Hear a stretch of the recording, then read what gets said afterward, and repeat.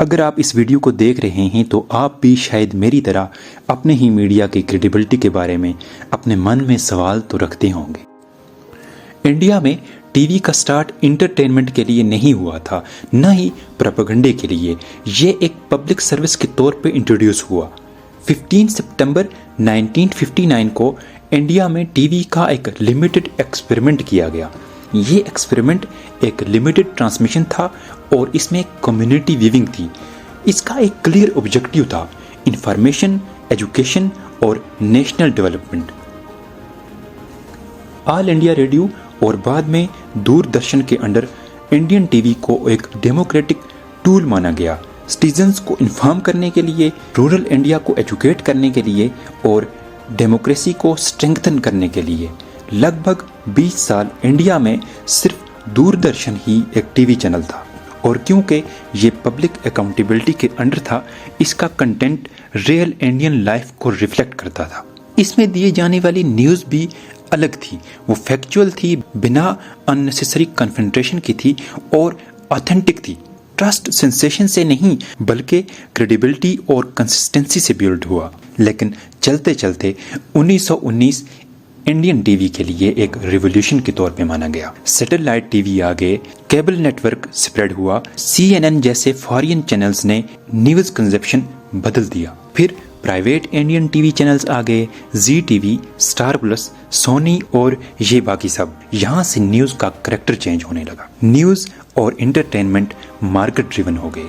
अब advertising revenue, TRP rating और corporate ownership का टीवी चैनल्स पे बादल मंडराने लगा। इंफॉर्मेशन को इंटरटेनमेंट से कम्पीट करना पड़ा और अक्सर इंफॉर्मेशन हार गई। स्पीड ने वेरिफिकेशन को रिप्लेस कर दिया, डिबेट्स ने रिपोर्टिंग को, ओपिनियन और न्यूज़ मिक्स हो गई। यहाँ तक कि चलते चलते 2025 तक India world press freedom index में 180 में से 151 नंबर पे आ गया और इसे एक वेरी सीरियस सिचुएशन के कीवर्ड से पुकारा जाता है।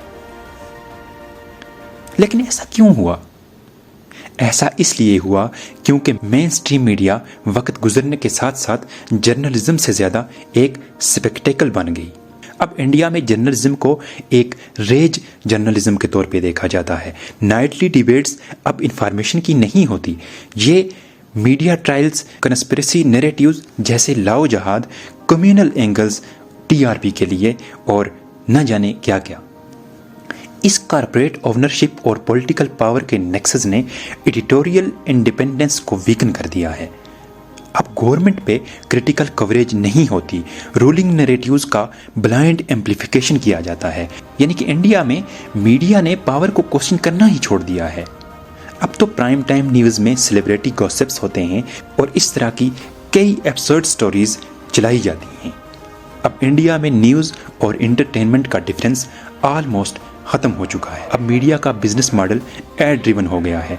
एडिटोरियल्स को न्यूज़ की तरह दिखाया जाता है।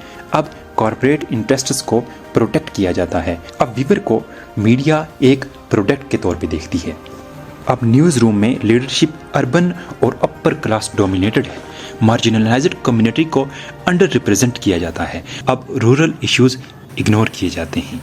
लेकिन हमारी मीडिया के साथ ये सब होने से हमने खोया क्या? हमने सिर्फ अच्छी टीवी नहीं खोई, हमने media as a democratic institution खो दिया है। अब हमारी मीडिया की अकाउंटेबिलिटी लॉस है। अब इन्वेस्टिगेटिव जर्नलिज्म का एक शार्प डिक्लाइन है। अब हमारी मीडिया का ट्रस्ट कोलैप्स हो चुका है और ये सब हमारे लिए दुखित है, इसलिए कि इंडिया को दुनिया की सबसे बड़ी डेमोक्रेसी माना जाता है और मीडिया डेमोक्रेसी का एक अहम पिलर है। डेमोक्रेसी एक दिन में नहीं मरती, ये तब वीक होती है जब मीडिया टफ क्वेश्चंस पूछना बंद कर दे, अकाउंटेबिलिटी आउटरीच से रिप्लेस हो जाए, सिटीजन्स फैक्ट के बजाय इमोशंस से इन्फॉर्म हो। मीडिया का रोल गवर्नमेंट को सपोर्ट या अपोज करना नहीं, मीडिया का रोल पावर को कंटिन्यूसली सिक्योरिटाइज करना है। जब ये रोल डाइल्यूट होता है, इलेक्शंस होते रहते हैं लेकिन इन्फॉर्मड चॉइस नहीं होती। मिस इन्फॉर्मेशन एक साइड प्रॉब्लम नहीं है, ये एक स्ट्रक्चरल थ्रेट है। ये democratic institutions, economic governance, social cohesion और ग्लोबल क्रेडिबिलिटी को इफेक्ट करता है और ट्रस्टवर्थी इंफॉर्मेशन के बगैर कोई कंट्री रेशनली गवर्न नहीं हो सकती, कलेक्टिव डिसीजन मेकिंग इम्पॉसिबल हो जाता है, इमोशनल मैनिपुलेशन ईजी होता है। इंडिया एक क्रॉस रोड पे है। आने वाली डिकेड डिसाइड करेगी कि क्या हम trust based information ecosystem build करते हैं या पोलराइजेशन और कंस्पिरेसी साइकिल्स में फंस जाते हैं। जब ट्रुथ ऑप्शनल बन जाए, एक डेमोक्रेटिक रिपब्लिक सरवाइव नहीं कर सकती। ये सिर्फ मीडिया का सवाल नहीं है, ये आपका, हमारा और इस कंट्री के फ्यूचर का सवाल है। क्या आपको भी अपने मीडिया से शिकायत है? हमें अपने कमेंट्स में ज़रूर बताएं। शुक्रिया।